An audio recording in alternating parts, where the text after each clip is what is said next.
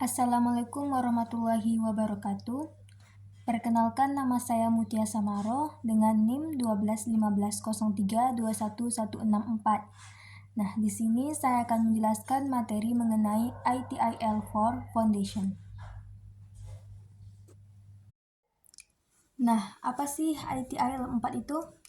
ITIL4 adalah sebuah kerangka kerja yang digunakan dalam manajemen layanan IT.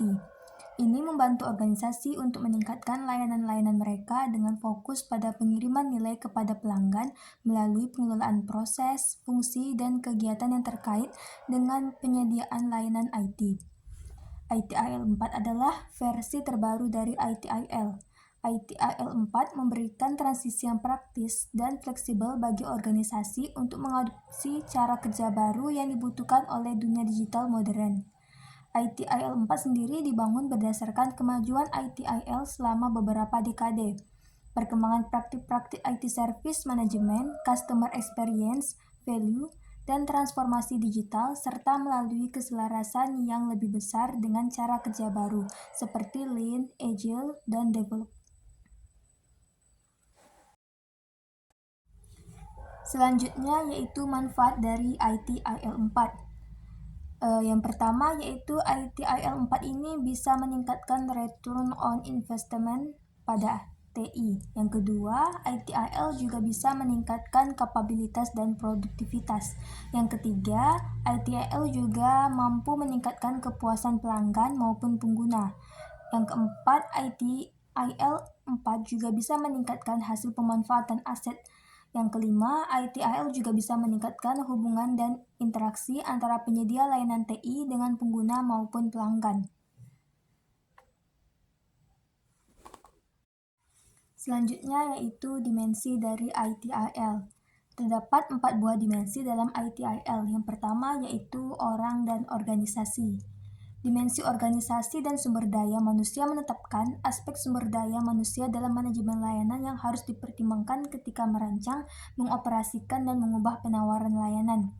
Orang mencakup karyawan, manajer, eksekutif, pelanggan, karyawan pemasok, atau siapapun yang terlibat dalam penciptaan atau konsumsi layanan. Dan yang kedua yaitu informasi dan teknologi. Nah, di era informasi dan teknologi menyimpan dan memproses informasi merupakan faktor penting dalam penyampaian nilai. Memang benar, dalam banyak kasus seperti mesin pencari Google, informasi adalah nilai. Saat memikirkan tentang informasi dan teknologi, kita harus mempertimbangkan dua sudut pandang. Yang pertama yaitu bagaimana keduanya mendukung aliran nilai layanan individual dan bagaimana keduanya mendukung kemampuan manajemen layanan yang lebih luas yang membantu mengelola portofolio layanan. Dan yang ketiga yaitu mitra dan pemasok. Nah, setiap organisasi adalah penyedia dan konsumen layanan. Mereka membutuhkan mitra dan pemasok untuk membantu memberikan layanan mereka sendiri.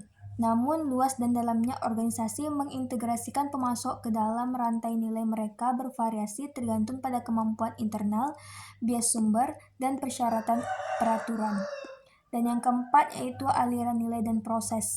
Nah, aliran nilai dan proses memperkenalkan rantai nilai layanan baru yang merupakan inti dari ITIL4. Dalam ITIL versi 3, struktur siklus hidup layanan membentuk aliran linear, strategi desain, transisi, operasi, dan CSI. Model rantai nilai layanan ITIL4 lebih fleksibel, dikembangkan untuk mendukung aliran linear dan pendekatan berulang seperti Agile. Volume ITIL4 Foundation memberikan contoh bagaimana model operasi rantai nilai layanan mendukung penciptaan berbagai jenis nilai, termasuk respons insiden TI, penyelesaian masalah perangkat lunak, pembuatan layanan TI, dan pengembangan perangkat lunak baru. Selanjutnya yaitu sistem nilai pelayanan ITIL4. Sistem nilai layanan adalah arsitektur baru dari ITIL4. Ini adalah peta elemen kemampuan utama yang perlu dimiliki untuk menjalankan organisasi manajemen layanan yang sangat efisien, efektif, dan tangkas. Pada tingkat ini, hal ini menguraikan semua yang diperlukan untuk mengubah peluang atau permintaan menjadi nilai secepat mungkin, baik itu menciptakan layanan baru dalam portofolio layanan atau sekedar membuat pengguna akhir kembali online ketika ada masalah. Komponen sistem nilai layanan ada untuk membantu menciptakan nilai sekarang dan di masa depan. Yang pertama yaitu peluang atau permintaan. Peluang dan permintaan merupakan masukan bagi sistem nilai pelayanan.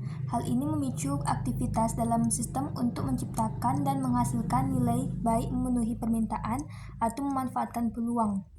Permintaan adalah saat pelanggan memiliki kebutuhan akan sesuatu yang spesifik dan dipahami dengan baik. Mereka tahu apa yang mereka inginkan.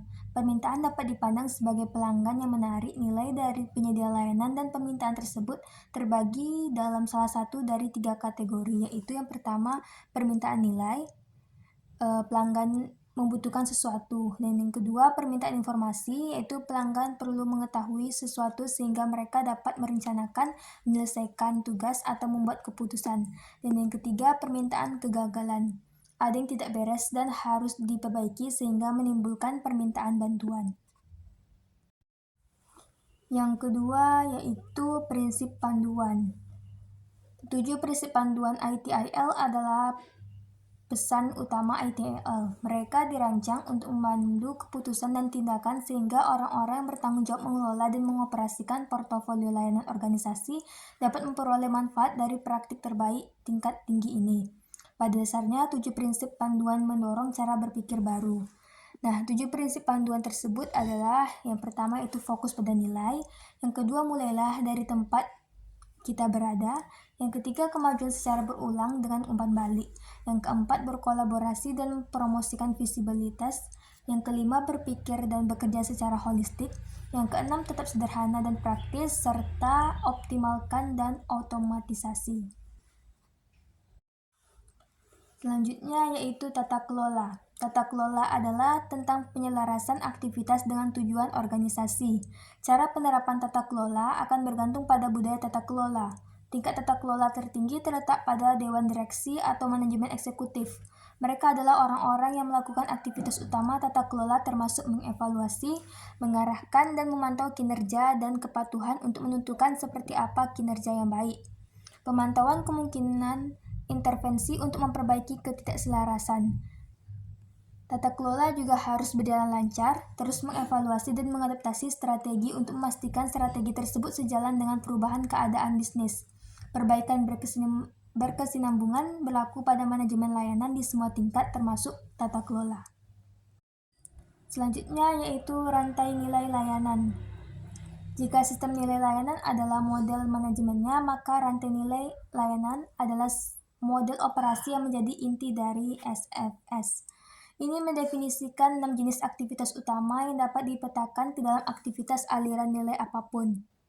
Hal penting yang perlu diketahui di sini adalah bahwa rantai nilai layanan adalah model operasi di mana aliran nilai layanan mengalir dari permintaan atau peluang ke nilai. Kita dapat menganggap service value chain sebagai jaringan kereta api dan service value stream sebagai kereta yang berjalan di jaringan tersebut. Selanjutnya yaitu praktek. Peralihan dari proses ke praktik menjadikan ITIL 4 lebih holistik dengan memperluas cakupan cara kita memandang pekerjaan dari perspektif proses yang agak terbatas ke perspektif praktis yang lebih holistik. ITIL 4 menyajikan 34 praktik ini saat melihat masing-masing kapabilitas. Kita dapat mendorong untuk mengambil pandangan holistik perspektif yang lebih lengkap tentang apa yang diperlukan untuk membangun kapabilitas yang efisien, termasuk proses memandu pekerjaan dan elemen penting lainnya yang perlu untuk mengoperasikan kapabilitas yang efisien. Yang pertama yaitu organisasi dan orang, tim dan individu yang melakukan pekerjaan. Yang kedua, aliran nilai dan proses, itu proses ujung ke ujung sebagaimana didefinisikan menggunakan rantai nilai layanan ITIL 4 sebagai aliran nilai layanan untuk memastikan proses tersebut dibingkai oleh permintaan di satu sisi dan nilai di sisi lain. Artinya pandangan holistik dipertahankan. Selanjutnya itu informasi dan teknologi. Apakah karyawan mempunyai informasi yang mereka perlukan untuk menjalankan praktik dengan benar?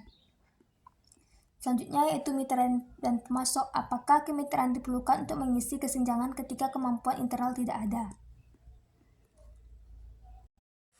Selanjutnya yaitu perbaikan dan berkelanjutan. Perbaikan berkesinambungan harus diterapkan di seluruh bidang manajemen layanan, mulai dari tata kelola dan strategi hingga operasional. Yang terpenting adalah memiliki pola pikir perbaikan, yaitu orang-orang didorong secara aktif untuk melihat, berkolaborasi, dan bertindak berdasarkan peluang untuk melakukan sesuatu dengan lebih baik. Perhatikan bahwa peningkatan adalah aktivitas dalam model rantai nilai layanan serta sistem nilai layanan yang lebih luas, memperkuat gagasan bahwa setiap perbaikan harus dijalankan dalam setiap tingkat manajemen layanan. Misalnya, kepemimpinan harus mengevaluasi sistem layanan untuk mencari peluang tingkat tinggi untuk meningkatkan tata kelola, prinsip dan cara praktik diintegrasikan untuk mendapatkan aliran nilai yang paling efisien. Manajer praktik juga harus terus mengevaluasi praktik mereka untuk mendorong kinerja, termasuk ketika pelatihan staf diperlukan dan teknologi manajemen layanan baru harus diterapkan. Manajer layanan dan manajer produk harus mengevaluasi kinerja produk, layanan, aliran nilai yang menjadi tanggung jawab mereka untuk menghilangkan pemborosan, memitigasi risiko, dan mempercepat penyimpangan nilai kepada pelanggan. Selanjutnya yaitu sertifikasi ITIL 4. Pada tahun 2023, kualifikasi ITIL 4 yang tersedia ditambahkan melalui sertifikasi manajer praktik ITIL, di mana ujian buat, kirim, dan dukungan yang ada dapat dilengkapi dengan sertifikasi berbasis praktik baru seperti yang ditunjukkan pada gambar tersebut. Nah, kualifikasi ITIL 4 yang baru ini menawarkan tingkat kemajuan tambahan bagi pemegang sertifikasi layanan ITIL 4 karena mereka dapat memperoleh sertifikasi tingkat manajer yang selaras dengan bidang atau praktik manajemen layanan pilihan mereka. Yang pertama yaitu ada pantau, dukung, dan penuhi. Meja layanan, manajemen insiden, manajemen masalah, manajemen permintaan layanan, serta manajemen pemantauan acara. Yang kedua yaitu rencanakan, implementasikan, dan kontrol, yaitu memperdayakan perubahan, manajemen dirilis, manajemen konfigurasi layanan, manajemen penerapan, dan manajemen aset TI. Yang ketiga yaitu berkolaborasi, menjamin, dan meningkatkan, yaitu perbaikan berkelanjutan, manajemen tingkat layanan, manajemen hubungan, manajemen keamanan informasi, dan manajemen pemasok. Nah, kualifikasi ITIL 4 yang baru ini dapat membantu orang merencanakan jalur karir, misalnya analisis meja layanan yang memegang sertifikasi ITIL 4 Foundation kemudian dapat memperoleh sertifikasi manajemen praktik ITIL dengan berfokus pada 5 praktik pantau, dukungan, dan pemenuhan. Selanjutnya yaitu perusahaan yang menggunakan ITIL. Salah satu contoh perusahaan yang menggunakan ITIL adalah Disney. Disney adalah salah satu organisasi terbesar yang mengadopsi ITIL. Organisasi lainnya di Amerika Serikat adalah IRS, NASA, HSBC, IBM, Microsoft, dan HP. Dengan menyelaraskan aset, biaya, dan tugas terkait TI dengan tujuan bisnis, organisasi dapat menawarkan layanan yang lebih baik dengan biaya lebih rendah dan meningkatkan efisiensi. Selain itu, dengan mengadopsi ITIL, organisasi dapat menyesuaikan perubahan tujuan bisnis dengan manajemen dan penyampaian layanan TI. Penerapan ITIL oleh Disney dimulai pada tahun 2008 dan dipelopori oleh karyawan baru-baru ini, Glenn Taylor, yang dipekerjakan untuk mempelopori upaya monumental organisasi tersebut. Mengingat skala Disney, penerapan ITIL untuk manajemen layanan TI tidak hanya cocok tetapi juga penting untuk operasional bisnis. Hal ini disebabkan asal mula ITIL sebagai cara menangani arsitektur dan aset komputasi yang terdistribusi, terdesentralisasi, dan heterogen. Manajemen layanan TI sangat penting bagi Disney karena menyumbang sekitar 30% pendapatan perusahaan dan merupakan satu-satunya bagian perusahaan yang berhubungan langsung dengan pelanggan setiap menitnya. Dikombinasikan dengan proses manajemen keuangan yang memungkinkan pemahaman yang lebih transparan dan pengelolaan biaya dan peluang terkait TI yang lebih mudah. Hal ini telah mengurangi biaya layanan TI dan ROI yang lebih baik. Ada banyak tantangan yang dihadapi organisasi besar seperti Disney dalam menerapkan adopsi ITIL. Salah satunya yaitu sifat arsitektur TI yang terdesentralisasi dan terdistribusi di berbagai lokasi membuat standarisasi layanan TI sulit dilakukan. Arsitektur perangkat keras, protokol bahasa, dan standar yang berbeda harus diselaraskan untuk menawarkan manajemen layanan TI yang terintegrasi. Ada juga beberapa alasan mengapa Disney berhasil dalam adopsi dan implementasi ITLL. Yang pertama yaitu mengingat skala Disney tidak mungkin mengadopsi ITLL dalam waktu singkat, sehingga memerlukan penerapan secara bertahap dan bertahap. Kedua, untuk memastikan keberhasilan dan penerapan ITIL secara luas di dalam perusahaan, salah satu hal pertama yang dilakukan Disney adalah memasarkan ITIL kepada karyawannya. Nah, sekian yang dapat saya sampaikan. Terima kasih. Wassalamualaikum warahmatullahi wabarakatuh.